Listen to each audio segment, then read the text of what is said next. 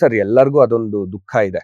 That you know Darshan sir ನಮ್ ಜೊತೆ ಈ ಮೊಮೆಂಟ್‌ನ ಸೆಲೆಬ್ರೇಟ್ ಮಾಡೋದಕ್ಕೆ ನಮ್ಮೆಲ್ಲರ ಜೊತೆ ಅವರು ಏನೋ ಅನ್ಫಾರ್ಚುನೇಟ್ಲಿ ಅವರು ಇಲ್ಲಿಲ್ಲ ಅಂತ. ಸೊ ಅದೊಂದು ಬೇಜಾರಂತೂ 100% ಇದ್ದೇ ಇದೆ.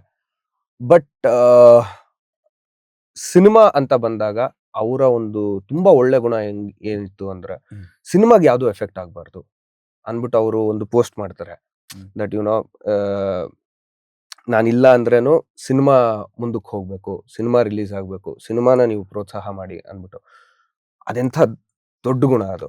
ಸೊ ಅವರು ಹಂಗ ಮಾಡಿದ್ದಕ್ಕೆ ಅವರ ಫ್ಯಾನ್ಸ್ ಏನಿದ್ದಾರೆ ಅವರ ಪ್ರತಿಕ್ರಿಯೆ ಅದು ಇನ್ನ ಅದ್ಧೂರಿಯಾಗಿದೆ. ಅಂದ್ರೆ ಸರ್ ಅಭಿಮಾನ ಅನ್ನೋದು ಒಂದು ತಾಯಿ ಪ್ರೀತಿ ಇದ್ದಂಗೆ. ಸೊ ಅದು ಅದಕ್ ಬೆಲೆ ಕಟ್ಟಕ್ಕಾಗಲ್ಲ. ಅದ್ ಯಾಕೆ ಬರುತ್ತೆ ಅಂತ ಹೇಳಕ್ಕಾಗಲ್ಲ. ಯಾವ ಕ್ಷಣದಿಂದ ಒಬ್ರು ಅಭಿಮಾನಿ ಆಗ್ತಾರೆ ಅಂತ ಹೇಳಕ್ಕಾಗಲ್ಲ. ಏನ್ ರೀಸನ್ ಕೊಡಕ್ಕಾಗಲ್ಲ ಅದಕ್ಕೆ. ಅಭಿಮಾನ ಅಷ್ಟೇ.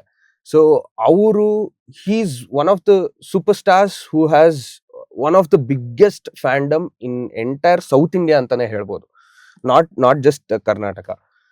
ಸೊ ಹಾಗಾಗಿ ಅಂಥ ಒಂದು ದೊಡ್ಡ ಸಿನಿಮಾಲಿ ಡೆಫಿನೆಟ್ಲಿ ಕೆಲಸ ಮಾಡೋದು ಇಟ್ ಇಸ್ ಅ ಬ್ಲೆಸ್ಸಿಂಗ್.